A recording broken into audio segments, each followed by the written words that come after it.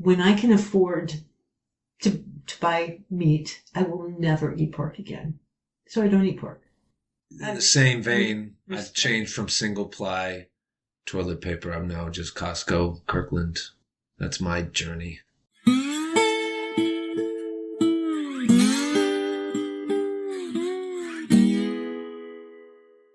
All right, everybody. It's the Lily Pod with Chris Lilly.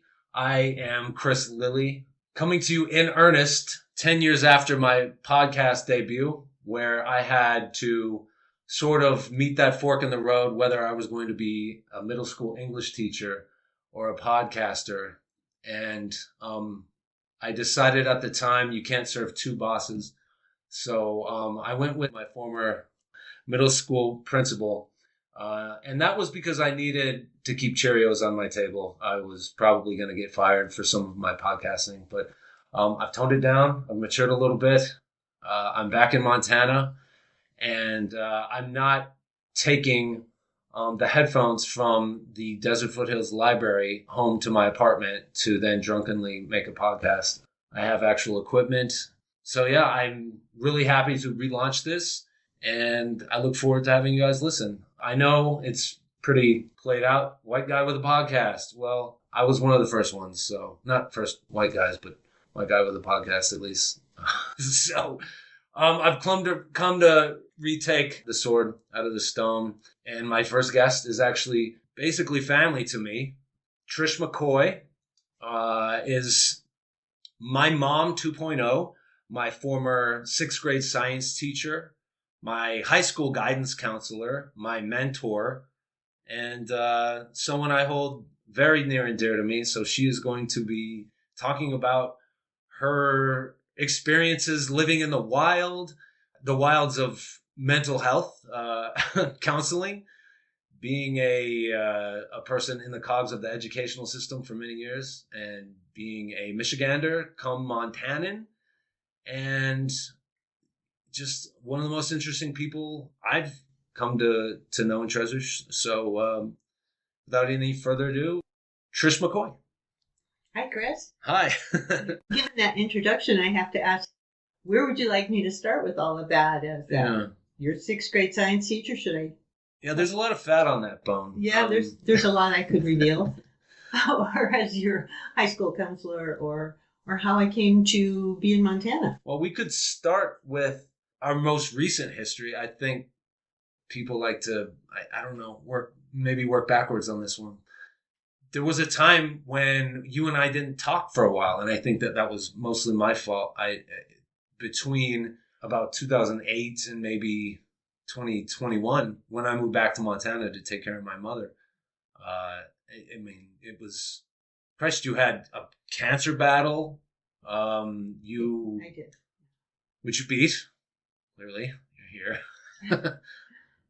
You want to know on that? You know, people fall out of contact, but I think that one was on me. I don't quite know. I think we played phone tag for a long time, and then I called you one day asking you to marry my wife and I, and oh yeah, my mom's dying. Can I lean on you again? That's exactly how it was, but I also understood why we weren't speaking for such a long time. You'd grown up, you had a job, you were out of state, you were living a busy life, you were becoming an adult, you were adulting. So I understood. Yeah. But you're right. Out of the blue came that phone call asking me to officiate, which I wasn't sure I could do. Yeah. It didn't take much coaxing. I was like, literally just go to this website. I did it for my friend Kevin and his wife Uta. Yeah. It's pretty boilerplate, plug and play. I don't know why it's legal, but a lot of things. But we accomplished that. We did, and it was a beautiful day. And it gave me a chance to reconnect with your mom before her passing. Yeah. And have some time with her, because she had played a major role when I was working in the school district, and you were my student, for a while, and then I counseled you, and your mom always stayed in contact with me during that time. And so I just knew her and your dad so well, and it was nice that I got to see her and connect with her before her passing. I appreciate that. Yeah, that was... they say people come and go. It's like reasons, seasons, and lifetimes. or people come into your life to add, subtract, multiply, divide. I've always felt like it was an addition every time I had a conversation with you, especially when there were times I did certain high school classes were better for me to come visit you and have a little, an unloading session. Yeah. A lot of students did that. So yeah, that was fine. So we reconnected, and, you married me, and my wife, and we've stayed in touch, and I come up here to visit Great Falls semi-annually. I come around like a Gianforte tax bill, but more pleasant. I actually think you come more often than that tax bill. I pay twice a year. I don't know what you guys do here, but it's. And I appreciate how often you can make it up here. Yeah, it's actually not bad. It's a beautiful drive. That Wolf Creek. It's called Wolf Creek Canyon. And it's so good to reconnect with you every time. Yeah, because we are like family. Yeah, we are. All these years. Yeah, and somehow when I'm here, I take up smoking cigarettes briefly, and then I drop it like the very next morning. What the hell was I doing smoking cigarettes? That one was an easy quit for me. In 2020, I had a coworker. She was a heavy smoker, and COVID, obviously, comorbidities and everything. But I had taken to pairing cocktails and cigarettes like they were peanut butter and jelly. I couldn't have one without the other. And it wasn't like I would wake up in the morning and smoke, or like have with coffee and cigs on the way to work or something. And that actually like repulsed me, but it was sort of like the ritual. Isn't that sort of what cigarettes are? So you just kind of got into, it's a mental as well as a physical type of pattern that you get into. Yeah, it's nuts. Yeah. When I was a smoker, I was like those Tom and Jerry cartoons when there's one where who was the cat? Was it Tom or Jerry? Probably Tom, right? Tom Cat. There's one cartoon where he's like a Wild West cowboy, and he rolls his cigarette real fast and then like throws it up in the air and it drops into his mouth, and he takes like one puff and the whole thing disappears. It's like, yeah, it's pretty cool. But I mean, I'm in no way that cool, but I would, just like anything, I take things to the extreme. I'd be like 3 puffs, 4 puffs, done. Done. Like movie theater popcorn, same thing. I don't all eat it in like 4 handfuls, but to excess. With movie theater popcorn, it's not like I need a bucket of popcorn. I need a time amount of popcorn. So enough popcorn to get through the movie. Can I have 45 minutes worth? How much pizza do you want? I want 17 minutes of pizza. I think that's a novel idea for a new restaurant. Yeah. It's food. Yeah. Just, instead of make your own sandwich or something at Subway, just, name your time. We've got, you want 4 hours of sunflower seeds? We got that. Well, that's how you would order it, I guess. Yeah. You could order it on your phone. You just put how many minutes worth of eating required. Yeah. I mean, so it's that. There's a side gig there for me, Chris. Let me get off on that. Just like anything, take it to extremes. So, are you enjoying your? Well, we're getting out of winter here in Great Falls. You guys made it through. We made it through with help from Jamaica. Yeah. And we're with Trish and the rebranding. Trish, was that hard for you to change over? Because you went by Pat forever. No, it wasn't hard at all, because growing up, my father had always called me Trish. Oh, I didn't know that. Yeah. I thought it was like a bold rebrand, like if I'm going by Topher or something. No, not at all. Yeah. And because my name is so versatile anyway, Patricia, there's so many things I can do. Which one do you hate the most of the iterations of Patricia? Patty. I was going to say it has to be Patty. Yeah. Do you have a teacher in your past that would call you Patty, or a bully, or a brother? Brothers and cousins that would call me that. My sister, Alisa, Alisa, 3 syllables, pretty easy, but every pronunciation under the sun. And I think that she didn't become a doctor because of the trauma associated with people mispronouncing her name and bullying. I mean, bullying in the 90s is the Wild West, right? Like, most of us barely made it out of there, but, skin of our teeth. So, yeah, 90s were tough. Yeah. There is I think, a movement, especially amongst people my age, exennials or millennials, geriatric millennials, to like re-examine the 90s as like our our make America great again time, I guess, which is what, some nebulous time in the past, which the 90s, it was like internet was, okay, maybe that's good. It wasn't really a thing because we see the damage it's done to the whole generation of people younger than me. But there was way more horse shit on TV that you couldn't skip. Mm-hmm. Like, the Pure Moods infomercial, if you played that right now, I could probably sing along to all of it. That's when there was a lot of changes, or maybe it was sooner than that with MTV. Yeah. Where it wasn't just music videos anymore. Then you got Ren and Stimpy and... Yeah, that was Nickelodeon, not to be pedantic. Oh, was it? Yeah, it might have been moved to MTV at some point. Ren and Stimpy was great. Okay.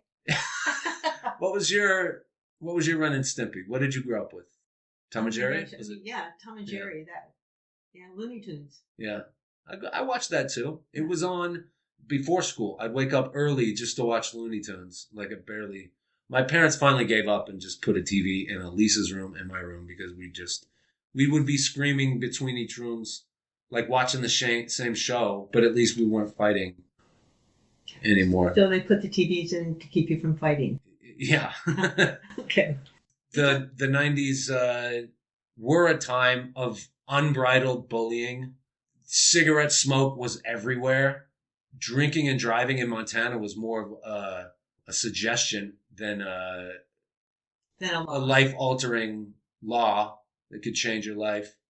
There was almost no diversity in Montana, apart from American Indians. And, we had good old boy politics. 1995 in Montana is like 1974 everywhere else. And I say that as somebody who lives in Three Forks, Montana, where it's currently like 74.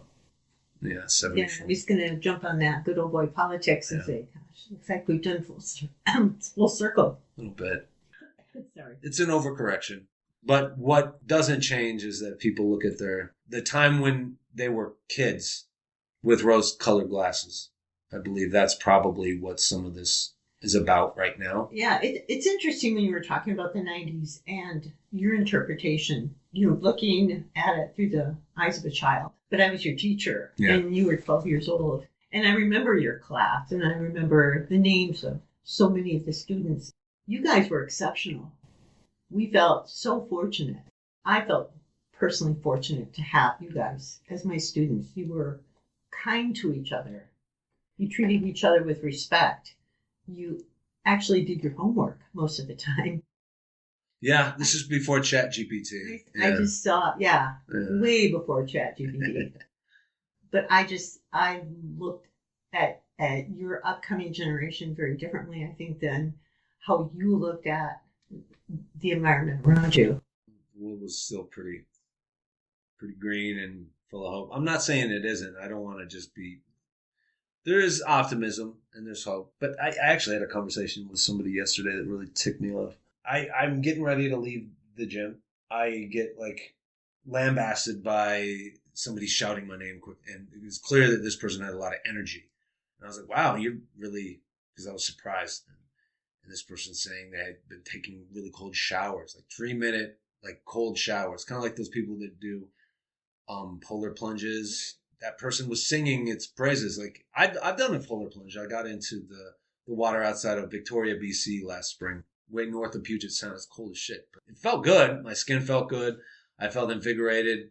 I might have a heart attack briefly, but they were really singing the praises of a cold shower. There's too much comfort in the world. Really, we're just too comfortable. And I was immediately, where I live, people are not adept or used to pushing back in a conversation. They'll just kind of find their way in it and agree. And it's really surface level. You're really not getting much out of it. It's like grocery store line conversation. Gotcha. And I think maybe this person was assuming I was going to do that. And maybe I'm being immodest here, but I don't have those conversations with people. I'll say something bombastic or maybe ridiculous or even a lie or something just to entertain myself. But I'm not going to have a boring conversation, even if it's a short one. So this person is saying, oh, we're too comfortable in society. I'm like, absolutely not. Like, I lived in Phoenix, Arizona for 8 years, and I still took really hot showers. I like a comfortable pillow. I'll curl up in an Afghan on the couch while watching Netflix. I don't care. And what was this person's response? Just pushing back like, oh, we're too comfortable as a society. I was like, in my head, I'm thinking, oh, this is clearly somebody who hasn't experienced a whole hell of a lot of trauma. And that's maybe not fair to say. I've been through a lot in the past couple of years. I think we've all been through a lot in the past couple of years. And these little palliative things help. I don't know, maybe that's a problem. Like it's sort of like in ancient Rome, give them bread and circuses and keep the masses from revolting. But like these little creature comforts, like a heated car seat. You know what I mean? Like the good ketchup. Right? Costco toilet paper, right? Like I'm at Costco toilet paper, like socioeconomic level, like that. I'm not going to take a fucking 3-minute ice shower just because it gives me a little bit of hop in my step and then use that as like some sort of weird badge throughout the day. So I'm kind of wondering, Chris, what made her feel confident to generalize a situation like that and say, we are all too comfortable or we have it too easy? I think that a lot of people like to, it's a hot take conversational style, and people like to be, I don't know if that's bombastic or not, or just say something as like an attention getter, lull the person into the conversation there. But I don't think we're too, what do you think? Are we too comfortable? I mean, we like, okay, look around. Like, I don't feel like we can generalize it, to the whole population. There's so many people that don't have much at all, that aren't comfortable at all. They don't have a car to drive or a bed to sleep in. How can we say that? How can we generalize a population that way? Well, maybe this person was talking about themselves, right? Isn't that called projecting? Yes. I believe. Well, you're a mental health professional, so that's something we can touch on. Well, I always take exception when people generalize like that and make something always or never, because you can't give absolutes about everything. It doesn't work. Well, that's when I was a middle school teacher, and that's the easiest way to notice, or even when you're taking a test, to notice that that's the wrong answer when it's something that has never in it. Like out of the option bank on a multiple choice, never, always. Yeah. Even like you don't even use those. Like that's how you write a bad question. Like it's a throwaway easy one. Mm-hmm. Generalizations. I don't know. Generalizations are kind of fun if you're with somebody like-minded or they know you're full of shit a little bit. But just, I don't dislike this person. I was just like, we're absolutely not. An ice shower. But there was so much energy coming out of her. I was like, 3 minutes in a row? Let me do like 10 seconds this week and then another minute next year.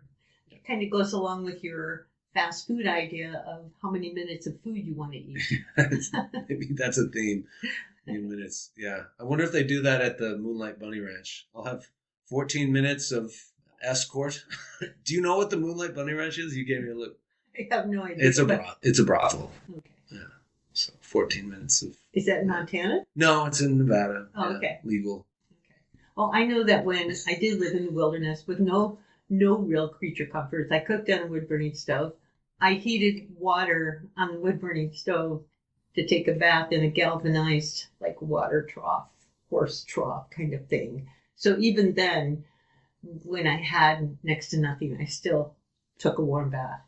Okay, so you lived in the woods for 7.5 years. Okay, let's go there. It was Bob Marshall Wilderness? No, Montana. It was the Cabinet Mountains, northwestern Montana, a mile actually from the Idaho border. Okay. So set the scene for us. Like, so what I'm from led to Michigan, that? Okay. and there were 4 of us, myself being the only female, and then 3 guys. One guy I was dating, and his 2 friends. And we originally decided, hey, we're all in our early 20s. Let's go to California. So we spent some weeks getting my boyfriend's band together. Back then, Good to get the band back together. You put the carpet in, you make it comfy, kind of hippie band. And then the other 2 guys were going to drive my car. And I had a Mercury Capri at the time. Cool. So we headed west. The unfortunate part of that is that none of us had much money. Like, we were all pretty poor. And we made it to Montana, and we made it over to Heron, and they knew a guy who lived there, so they wanted to stop and see him. Where's Heron? There's so many little ass towns in Montana. Do you know where Noxon is? Oh.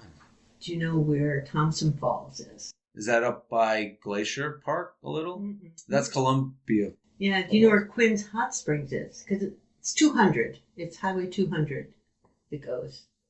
Okay. I'm like needing to relearn my own stuff.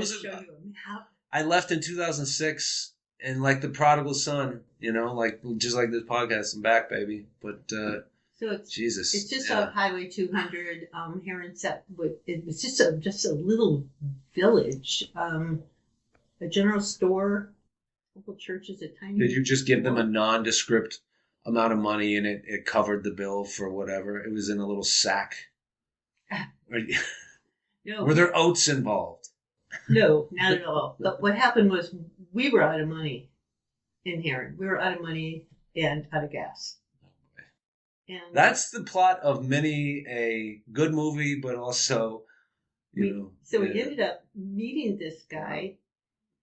And he was a wild character, but he had this little tiny 1-room cabin in the woods, and he said we could stay there rent-free for the summer.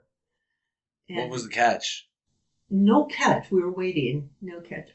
He might have wanted one of them to do some work on his car. I can't recall exactly. But so we stayed there. There was a little loft in there. And so my boyfriend and I would sleep up in the loft. And I remember waking up from my sleeping bag and mice were walking on me. Oh, no. And we would have to take baths in the creek. So the polar plunge you're talking about? Yeah. That's where we did it. And you weren't worried about being too comfortable at that point, right? No, we was worried about if we could find some food. Real quick with the mice thing. So like Gene Hackman, you heard obviously about that, right? He passed. Mm-hmm. His wife, who was like 30 years his junior, passed. Yeah, they both passed. I didn't know. Everybody thought it was a gas leak, right? And then it just came out that he was suffering in like late stage Alzheimer's. Oh. Is it Alzheimer's or Alzheimer's? Alzheimer's. Okay. All right. And so Gene Hackman passes, but the coroner determined that his wife, who's in her 60s, and she had died of hantavirus. Oh, wow. Yeah. Isn't that like mice drop? Okay, so it worries me because I live in a 117-year-old house, and I occasionally find them like, evidently it's like a 35% mortality rate. Like you're 1 in 3 chance of passing if you get this thing.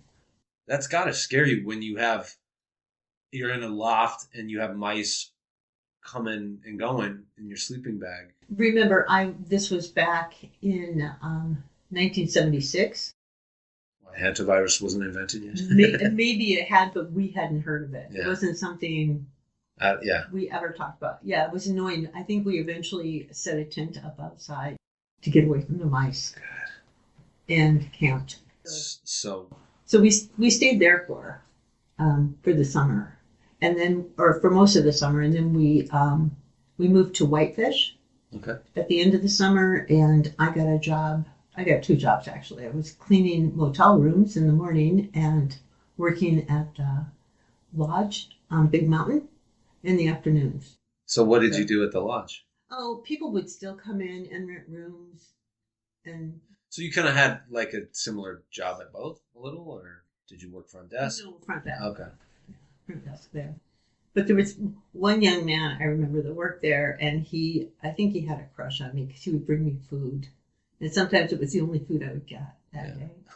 So did you sort of encourage him? Yeah. No, I didn't.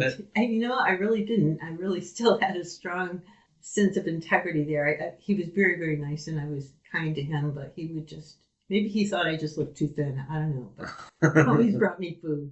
All right, what'd you do after Whitefish?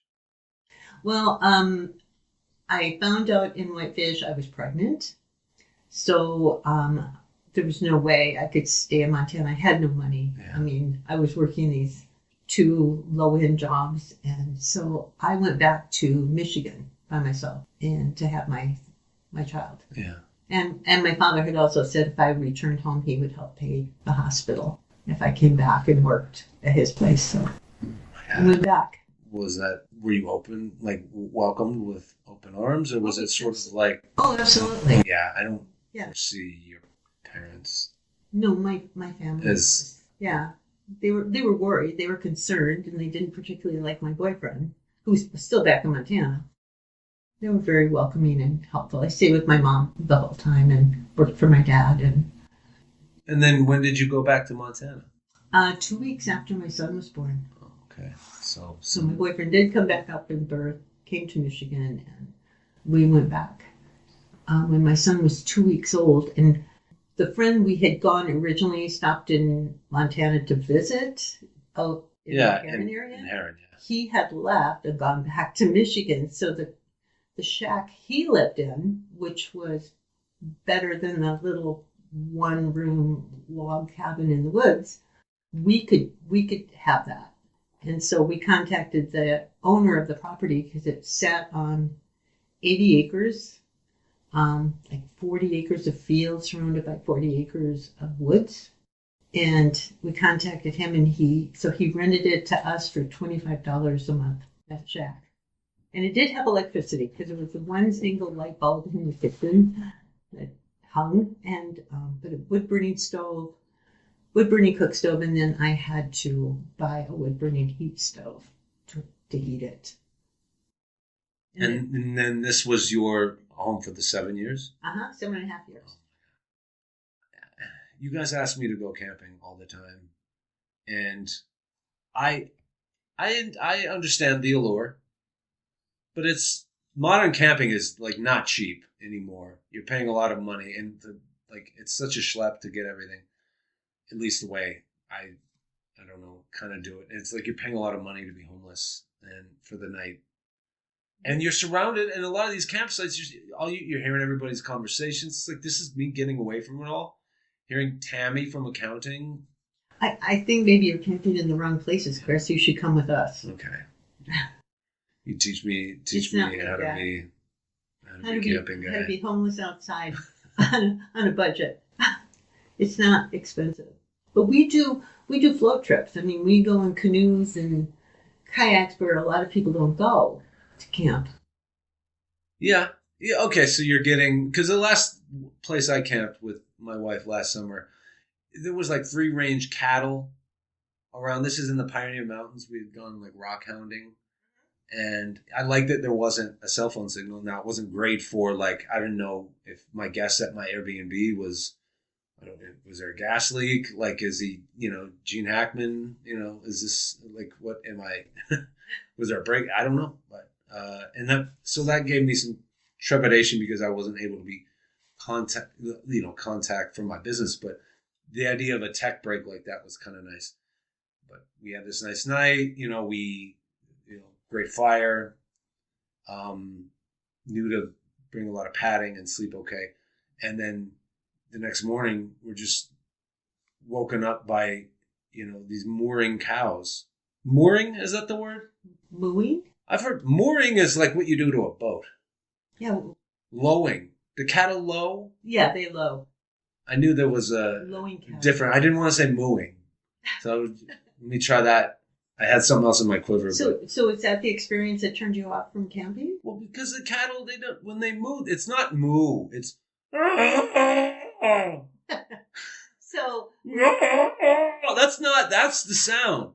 where we go, actually, the Forest Service had fenced off the sections to keep the cattle out, so they can't get close to you. How did they even allow that? Did they the rancher pays Because it's to graze or whatever? Well, because the campsites where they have it, where we float our boats, is public land, and where it's private, I mean, we can't camp there. But on the public land, the Forest Service has, or BLM has, put fences up so that you can camp there and not have cattle getting into your campsite. Gotcha.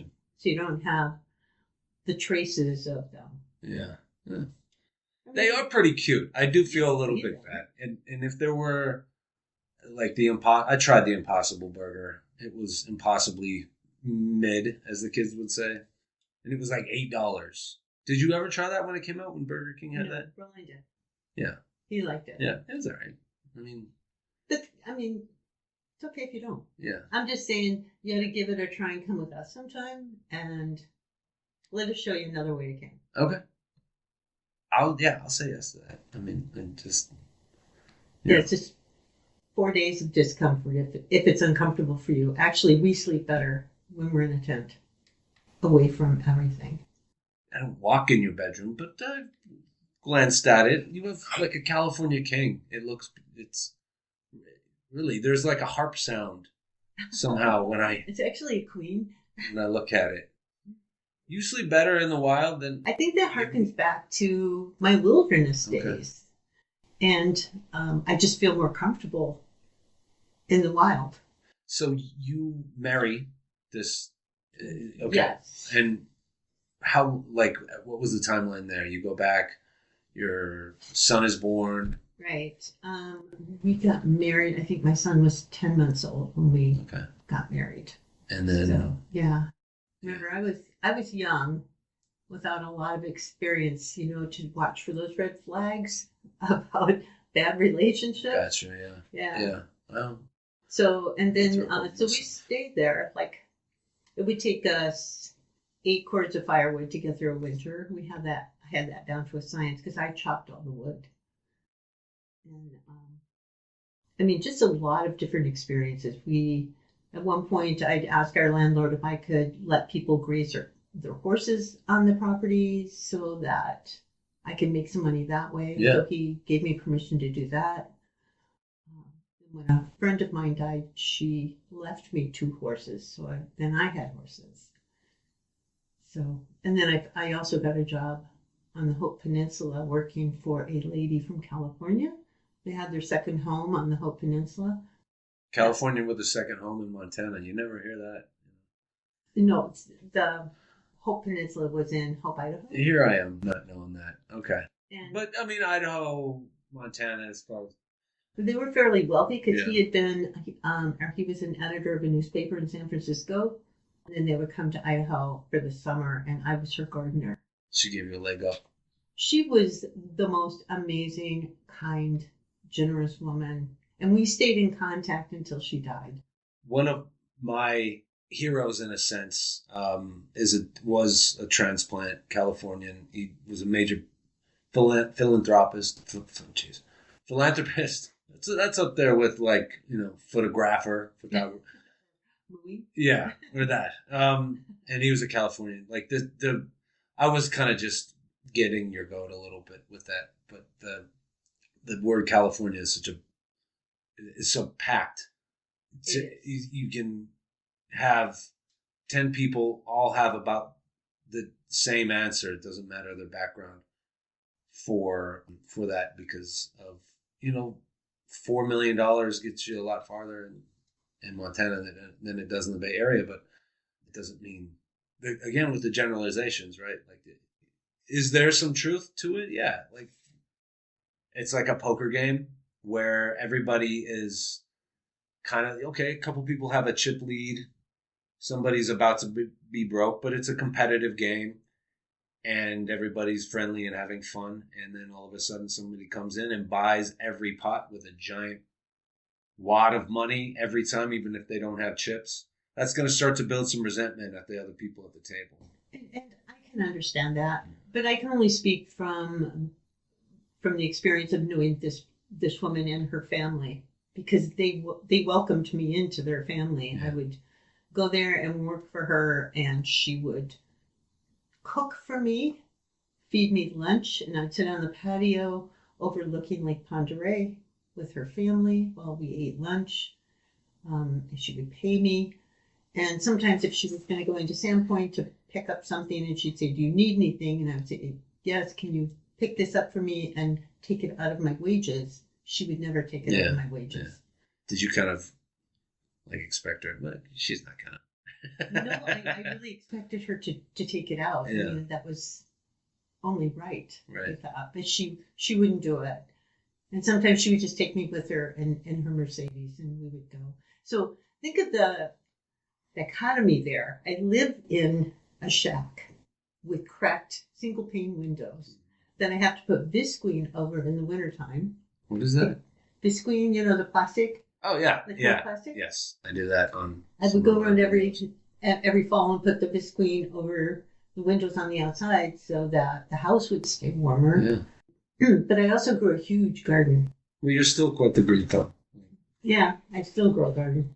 And then I would leave my shack in my 52 Willys Jeep that, 10 miles down the road, I would have to get out because it would stop because the gas tank was so rusty inside that a flake of rust would plug up the gas line, and I would have to get out, pull off the line, ream it out with a coat hanger, put it back on, and drive down the road some more. Yeah. That was my life. Rugged. And then she would take me in her Mercedes and drive me to Sandpoint. And it was like, wow. When your mom would come, would she come out and visit you? Absolutely. Every year. Yeah. And did you have a specific? Oh, we got to get out the nice. There was no nice. There was whatever I happened to have. Yeah. What were some of the biggest challenges you had? At first, it was food. It was just I worried about my son most of all, having enough food. So I started gardening and growing things, and I thank my dad for teaching me. I started doing that immediately, but it takes a while to get your ground worked up to make it productive. I would go pick berries. I remember walking through the fields looking for what was called dewberries. They grow real low to the ground. They're very sweet. So food was the biggest issue for me. Once I got a garden established, and once I got some trading going on with other people in the area, that became less of a concern, and that I got established. But my husband at the time was not much help there because he was resentful of buying food for my son and I. So he wanted to do it true barter economy? He just wanted to keep his money for himself and wanted me to take care of it. But I'm living out there in a shack with a baby. I remember the first year he got from his tax return, he got 90 some bucks back from, I don't know, state or feds. Yeah. I don't know. And my first thought is, oh my gosh, think of all the food we could buy. Yeah. He went out and bought fly fishing feathers so he could tie flies. I mean, as somebody from a fly fishing family, I know, I'm sorry, but get it. You've got a baby yeah. and wife to feed. Yeah.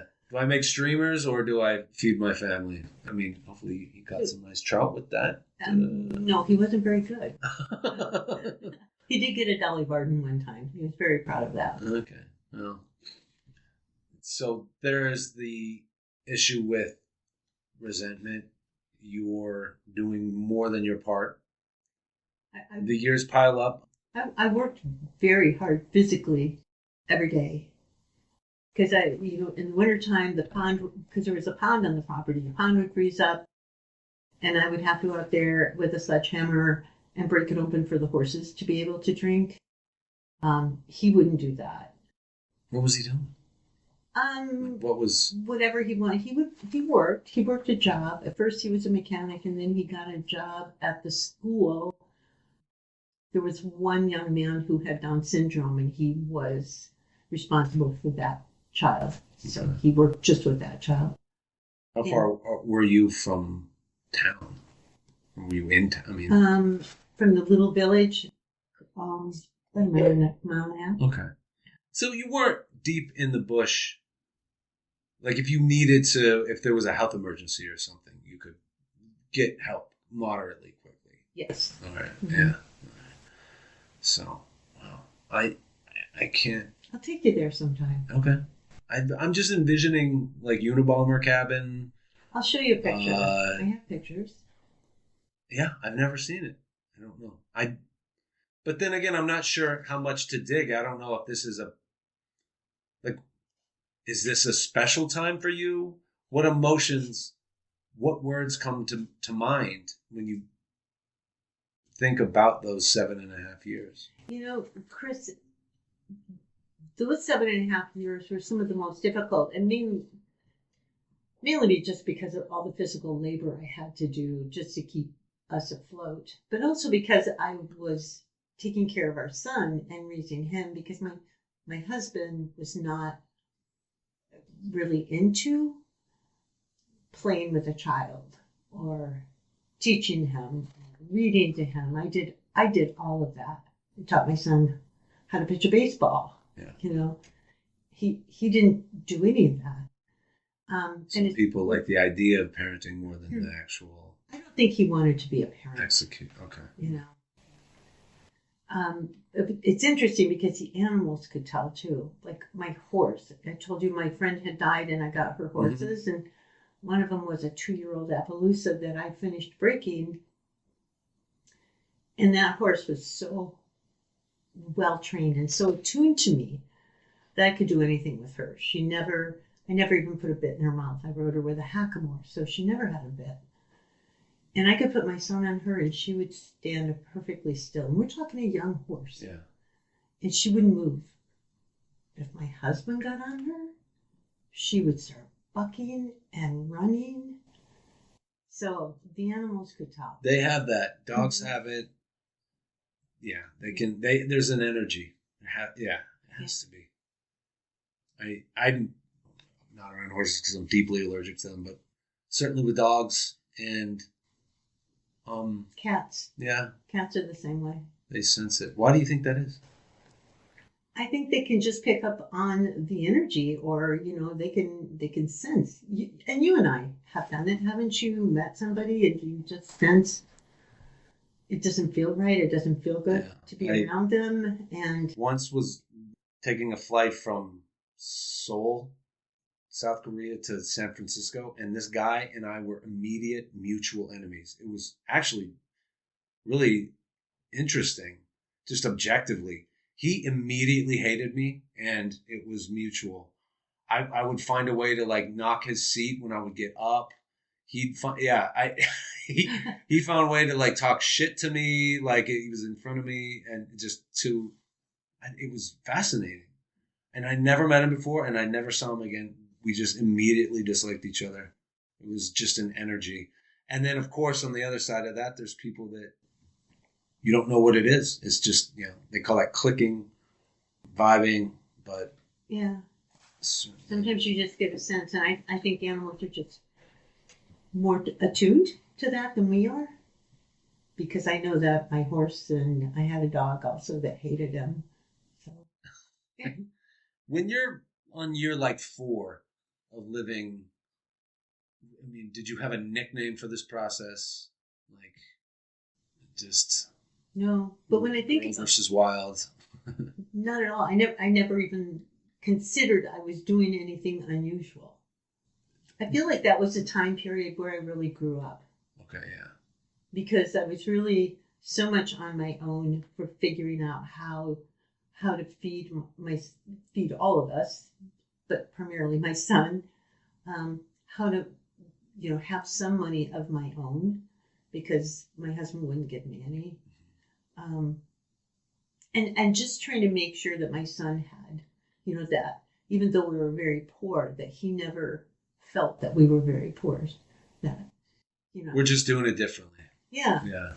So I would read him about 6 books a day or more. I was always reading to him, teaching him something, taking him for walks to show him things. Just, I wanted him still to experience everything, even though we didn't have much. So to pivot a bit, I reflect occasionally, especially driving up here. I don't. There's a lot of dead spots for cell coverage. Mm-hmm. I can only listen to so much Christian or country radio. So one of my great things in life that I really enjoy is just thinking, especially when driving. And so I was thinking about like that, like when did I really have to grow up? And I graduated high school in 2002, 4 years of partying, but I kept my grades up. I had a high GPA because I balanced it. I do the East Coast for a couple years. I do South Korea for a couple years, back and forth Montana, here and there, between some of those stints. But I'm just, like good time Charlie. And my parents are slipping. My dad was 59 when I came around. My mom was 43 when she had me. I'm 41 now. They're both gone. So that period in my 20s, I'm experiencing what most people experience when their parents are when they're in their 40s and 50s. And I was always just like dealing with parent problems, with aging. That time for me, when I moved back in April 2021, when I needed to take 24-hour care of my mom almost 7 days a week, and then getting married and then raising, my wife's kid who becomes my kid, and then, two of my dogs. And I had developed a real passion for teaching, and that was my identity. But before that, I was travel guy, party guy, but then I'm this teacher, and then COVID happens. I'm not teaching anymore. And like, the party's over. It's time to figure it out. So that was it for me. I'm still in that chapter. But your chapter, I don't know how long this lasts for me, but your chapter was 7.5 years. So how did you move beyond, like, okay, I'm going to trap squirrels and raise my sons right, despite like really having to be this pioneer woman in the true sense of the word? Are you thinking, what okay, came next? Yeah. Where is your mind? Like in year 4, year 5, I'm going to start. How does that get you to University of Montana in Missoula? Well, we realized that actually my husband and I had a conversation that we couldn't live that lifestyle forever. We didn't own that property. The money we made helped us subsist, but we weren't going anywhere. And he wanted to go back to school. And so he was talking about it. He wasn't sure what to get his degree in. And so I'd asked him what sort of courses did you take when you were in school back in Michigan? And he said, I took some psychology. And I said, why don't you do school psychology? Which is what he did. Yeah.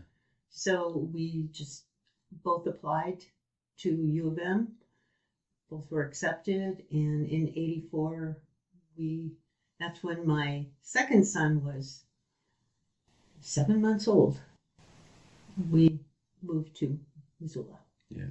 And what a shock to go from living on 80 acres of property where it's entirely private. Nobody can see you, not from the road, nothing, to student housing, a 2-bedroom little student housing deal. That was a culture shock. Yeah, sure. And you're ass to ankles with everybody. Yep. And really it's not like Kowloon walled city in Hong Kong or something, but comparatively it is. It was just strange to move in and hear people who lived above us walking around. Yeah. And it's like, I used to walk outside at night on the 80 acres and just look at the stars and listen to the coyotes and sometimes hear a mountain lion scream, but I never heard people. You could see the actual milk of the Milky Way. Yes. Yeah. And then all of a sudden I have people walking around on my ceiling. And it was. Yeah.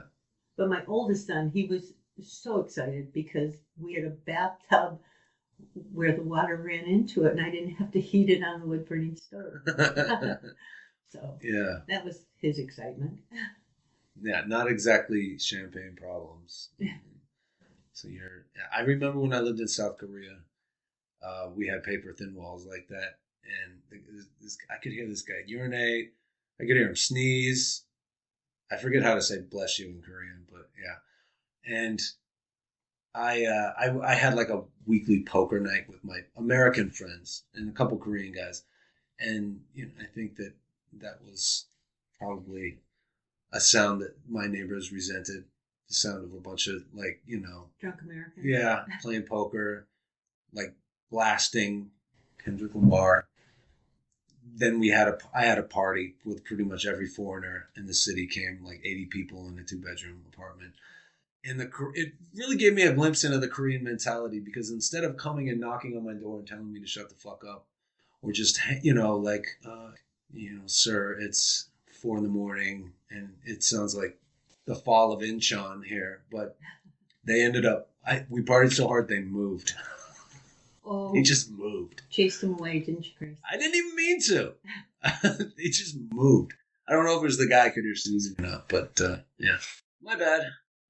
Yeah, that's pretty douchey, because I don't even like it when I live in kind of a place where there's a few bars nearby, and in the summer there's trivia nights, and I resent that they play the PA system outdoors, because I have Airbnb guests, but it's also just annoying. And so I'll often just be out there like shouting out the answers and ruining their trivia night because I'm resentful of the noise. So I'm also 41 and like officially old guy yelling at cloud, but that's yeah. Anyway, back to you moved to here in Missoula. I moved to Missoula in '84. Go Grizz, and eventually you go to Missoula's nemesis. You make it to Bozeman, I do. where we finally meet when I'm in 6th grade, 1996. Yeah. So. I met your sister first. Oh yeah, you had my sister first. Yeah, I was one of her 8th grade English teachers. So that's how I met your dad. You're a bit of a Swiss Army knife, aren't you? Because you were my science teacher. I know, and your homeroom teacher. Homeroom, science. We've taken a little break for cocktail hour here. You're either going to hear my Canadian accent come through, some weird melange of East Coast. Everybody in Three Forks says that's probably why I had a little bit of a hard time adjusting, because I slip into some East Coast accent. I don't know if you ever hear that in me. I've never heard it. I want to hear your Canadian accent. You'll hear it. Okay. Especially, I just got off the phone with my cousin in Winnipeg a couple days ago. He called me after the Zelensky fiasco. Right. And he's a really stoic guy. It's funny. He was at my wedding, Chris. Okay. Yeah. And so those people were amazing. Yeah. They came for one day. They drove 17 hours for a one-day ceremony in November. Right. From Manitoba. The end of November. Yeah, end of November. But it was like this weird pocket of beautiful. It was like 55 degrees that day. Yeah, we got lucky. Yeah, we did. Because the next day. I met your uncle. He said he was gonna. He was teasing me. He said because I was a little nervous about standing up to officiate. I just wanted to make sure what the script I had written was going to be okay and I could deliver it well. And he was going to tease me throughout, he said, or something to that effect. That's Uncle Ron. He's the GOAT. He was funny. Legitimately. Now that's I'm going to tease a podcast for this summer. I'm going to go visit my aunt and uncle in Vancouver Island. And my uncle is, if you're the most interesting woman alive, he's up there with most interesting man. Like when I'll just say he escaped a child juvenile detention facility in Manitoba in January and rode on top of a train with prison garb on just to get back to his now wife, who's my aunt. Wow. They were teenagers at the time. Yeah. Oh, that's a story I want to hear. Yeah. That's Uncle Ron. He's the goat. But can I back you up on something? Yeah, let's jump back in. Before we delve into Missoula. Yeah. I kind of wanted to back up because you had asked me a question did I label that time in my life as something special? Did I have a label for my it? First year out of Montana, I called it the Philadelphia experiment. It was like that Zelensky, Trump, J.D. Vance meeting, but all over the span of 13 months. And I was Zelensky. I never thought to label it as anything. To me, though, when I look back, and you can ask my significant other, because it's a time I always talk about, because I grew up so much and I learned so much about myself. Yeah. At that point, how strong I really was, that I had no idea that I was strong in any capacity until I did that. And so I don't really label it, but I always look at it as, like, if I know I'm going to die, I want to die in that environment. I want to go back to that, because that was the most poignant. Apart from having children and raising children, that was the most poignant moment in time for me. Well, it's like a birth. It is, because I feel like I was born. Yeah. So it's a book ending. You go and you're at the end of it. You're like, what a ride. Yeah. So, all right. Well, I'll take you. I get the double barrel. We'll go for a walk, Trish. In the woods. Yeah. Chris is going to take you for a little walk. I see. That's frightening. Yeah. Well, then if that is, I guess, an analogy, mine would be that my future kids or whatever are taking care of me. Like, that would be the book ending for me, because like I did for my mom. Because like I said, that was my welcome to manhood, at 37 or 8, I guess. Mm-hmm. Can you believe it's 2025?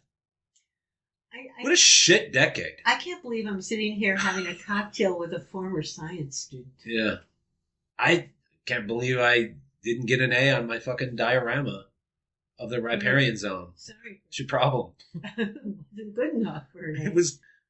Do you know what I did to make the little river thingy? I specifically took my mom's. What grade did I give you? I'm probably an A minus. The thing is, I probably started because of the ADHD or whatever. Really, with aplomb and with gumption and with chutzpah and all that, and then Ren and Stimpy comes on and fuck this. There you go. It all and I'm turning in the diorama as is, but yeah. So you didn't really complete it. I did not. I did. But not with the same aplomb that you started. Not quite. Yeah. It's like. But you got an A minus. Golfing, and you're on the 15th hole, and you still hold that against me? You're over it. Well, clearly, I mean, it's 1996 to 2025. Well, as a mental health therapist, also, I feel we need to further talk this through. Do you start a lot of sentences with "as a mental health therapist"? No, but I'm doing that because we're doing a podcast. Because you keep portraying me as a guidance counselor, and I was never a guidance counselor. I didn't portray. I said, of the many hats you wear, one, you specialize in writing kids hall passes to get out of Senora Paz's Spanish. Did I do that for you? All the time. I probably did. I even liked that class. I was just like, Was that the only one I took you out of? Did I seem to hit that same period every time? She was a small woman from Peru who probably dealt with a whole shit ton of white kid racism, being like literally the only Latina and probably an indigenous woman at that in Montana in the late 90s. So I'm sure that we weren't that kind to her. And in kind, she was probably very over our shit. And so I wanted to get her out of her class. She was an amazing woman. If you ever sat and just talked to her. I'll dig her up on the podcast. I certainly have more than just you as a former, I don't know. School district employee. Yeah. To touch on, like, I don't know. I mean, when I think of the best teachers I've ever had, right? You're top of the list. I became a language arts teacher specifically for the other reason. One of my worst teachers ever. 7th and 8th grade, she was terrible. Like, how are you this impatient? Why are you? That's like people that, have dogs and beat them, or they get into teaching and they don't even like kids. Like, what are you doing? So I specifically became a language arts and writing teacher just to sort of like blot that out. To kind of cancel out that I memory. guess. Yeah, fits. Anyway, where are we in this chat? Well, Your I was just sort of mental health. Just sort of like summing up what that whole time period meant for me, and I will show you some pictures tomorrow. What's the word? I said it was the most poignant, apart from having children. Yeah. Most poignant time in my life because I grew up, because I got to know me, I got to know who I was. So, and I said you were going to take me for a walk in the woods, right? Because that's what I wanted. Put you down. And you got into education from there? Yeah, and the reason I took up education was when I did live out there in the wilderness. I mentioned that little tiny school. It was grades K through 6, and I mean the grades were clumped together. It was like kindergarten alone, and then first and second grades together. Yeah. And the kindergarten teacher, who became a very good friend of mine, when she had to go somewhere or be gone, she would have me substitute. Because in Montana, you don't have to have a college degree to substitute teach. So she would have me substitute. So I became her regular substitute, and I could take my son with me to do that. So it was perfect. Yeah, free childcare. Well, yeah, because he was with me in kindergarten. So he got to do all the same activities. And so, so that just made me, that was a good segue into taking up education at U of M. But I also minored in special ed as well. So I stayed there 5 years. Missoula versus Bozeman at the time, vast differences. Anymore? Nothing. It's completely blended. Maybe Missoula has like 3 more farmers markets. Other than that, yeah, it's gone. It used to be Missoula, Montana is the Austin. Right. Exactly. Blue city, red state. I don't know if Nashville, but just one of those unique, and it's I don't know if it's really there anymore. I mean, Rockin' Rudy's is still there. Birch Pizza. You've got the Wilma. But even the Wilma's not the same. Yeah. And Bozeman in the 90s was yuppie, hicky. Cowboy town. Yeah. And now they're both sort of just an amalgam of what? Amalgamation of the locals who can still afford to stay there, and all the new people from the states that have come in to take up residence. I mean, that's fun. I originally came from Colorado. I came from Michigan. Canada. My dad was the native, but of course he's white, right? So I don't know. Is it karma? Like we're saying we're natives, we have water rights from 1870. It's like, okay, well, I'm, Northern Cheyenne, and we've been here since the Bering Land Bridge was frozen, right? Like, you bitching about somebody from California. I know. Or a certain carpetbagging senator who's only been in Montanan for like... As the population continues to explode, I think we can only expect more of that. Yeah. So it should be no surprise. Well, you're certainly holding the line in Great Falls.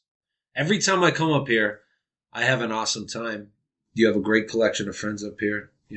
Roland, your partner, is amazing, artistic, great music. I believe the last time I was here, there was a fire in the backyard. Well, fire pit. Fire pit. Yeah, we weren't burning trees. Yeah. That was for Roland's birthday party. Okay, yeah. And everybody's singing, playing guitars, and I go, hey, let's do Wish You Were Here. And I immediately humiliated myself. I knew like the first line. That's right, you did. And it just fell apart. A wishful, singing in a wishful, year after year. Yeah, it didn't work. But I every time I'm up here, there's great people. It's not that you can't generalize. Okay, Great Falls, it's neck tattoos and paternity tests, and Billings is meth and gas station casinos, and Butte is come on, right? Like the height of culture, right? I know great people from all of the towns in Montana that really buck the trends.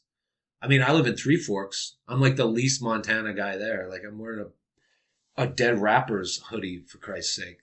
I don't have a Montana Elk Foundation license plate. I've never eaten bear stew. Actually, that's a lie.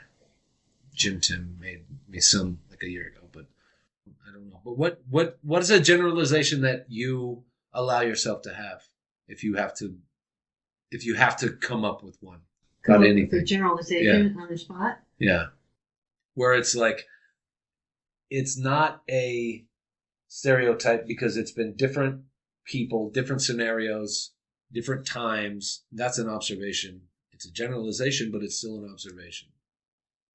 For example, like most teenagers, I'd say right in general across time are uniquely selfish because they're individuating. There's reasons for it, but like I can't tell you the last time like my kid, I don't even think she knows my middle name. Like ask me a question. I don't know. That's kind of what I'm driving at. And I know you want me to come up with something. And I guess it is a bit of a I try and stay away from generalizations or absolute. How about this one? I love golf. I understand its environmental impact is terrible. It's just there's a lot of detriments to it.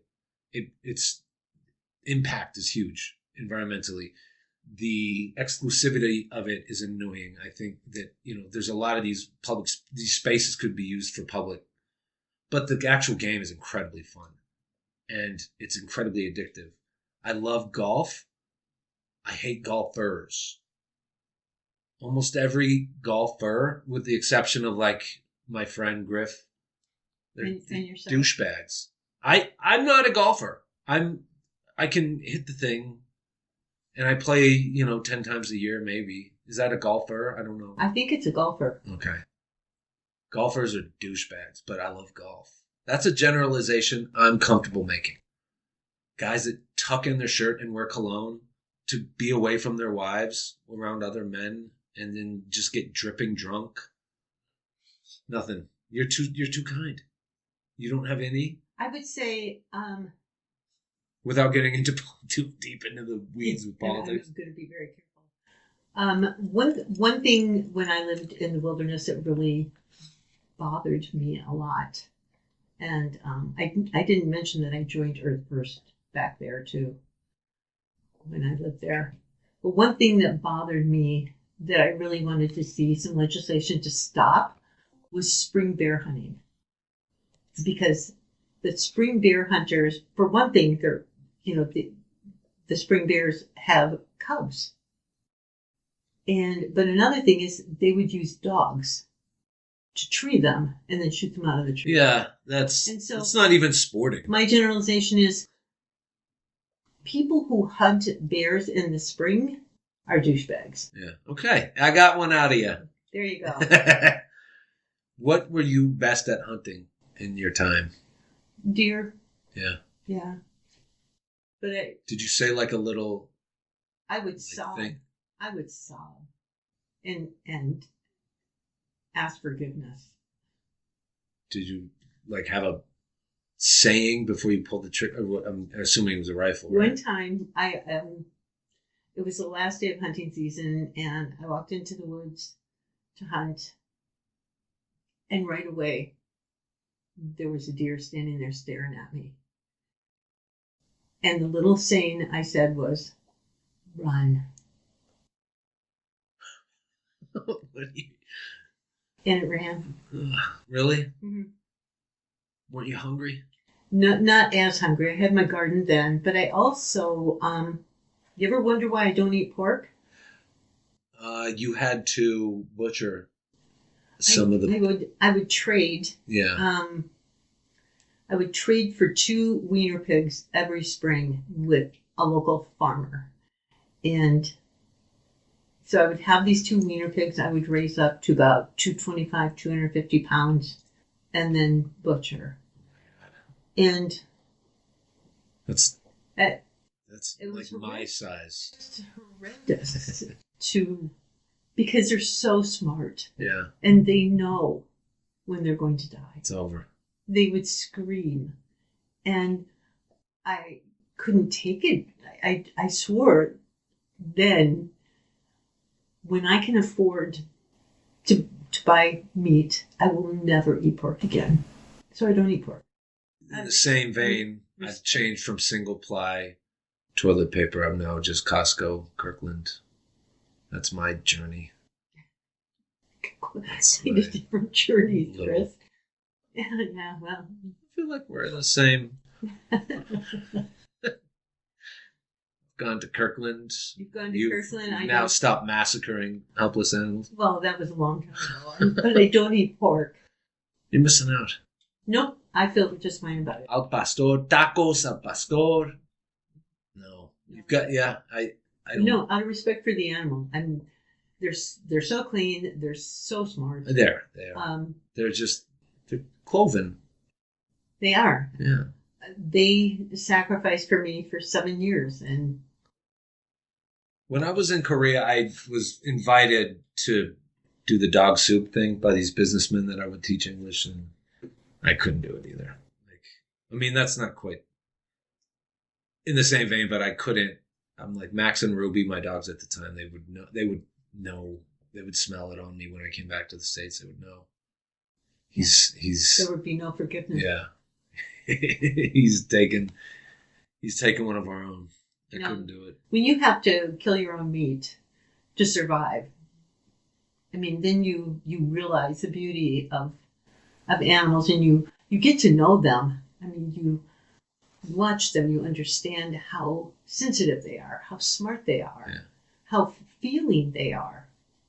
And when you realize that, you don't take their life randomly or arbitrarily. You do it only if you have to. I don't have to. Something a gear I wouldn't have. I don't know. I admire that you went through all that, and you're this young woman, and you're battling, this relationship where it wasn't reciprocal, and you're battling the elements. You're a new mother, and you have 2 young boys. You have a relation. You're clearly very tuned into nature, and there's challenges that I've definitely overcame, and I don't think I would have that one in me. So I applaud you for that. That's pretty amazing. But I think your biggest challenge, and the one that you dealt with the most aplomb, would probably have been the role you play for everybody. And you've not only been my mom 2.0, but that to a lot of people as a counselor and as a mentor, as a friend. Like when I went to your birthday party last year, 30 people there singing you happy birthday. And this is in a community that doesn't necessarily share your politics, doesn't necessarily share your lifestyle or your worldview. And, it was clearly such a testament to you're a juggernaut of a woman. And that's kind. Yeah. Thank you. And so, I probably should wrap this up, and I'm so glad that we had a chance to talk and thank you, Chris. Connect, and I know that we'll have more to talk about in the future. Maybe we'll start with wine and end with water next time. Okay. But I love it, and thank you for coming on. And thank you. Yeah, and that's Trish McCoy, everybody.